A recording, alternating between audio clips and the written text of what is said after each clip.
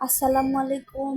দেখুন এখানে ফেসা শুটকি আলু বেগুন দিয়ে কিভাবে রান্না করে।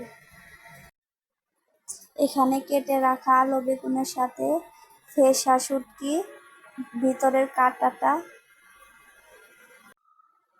যত সম্ভব ফেলে দিলে একটু কম লাগে কাটা। একই সাথে হলুদ মরিচের গুঁড়ো, আগে থেকে কেটে রাখা পেঁয়াজ কুচি রসুন কুচিও দিয়ে দিতে হবে। পরিমাণ মতো তেল,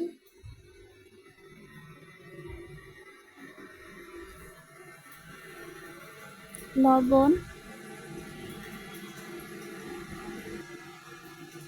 পানি দিয়ে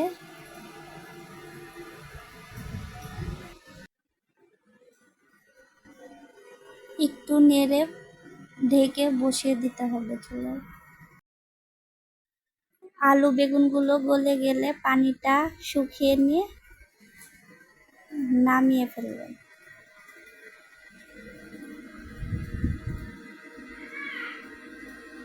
ভিডিওটি দেখার জন্য ধন্যবাদ। ভালো থাকবেন। আল্লাহ হাফেজ।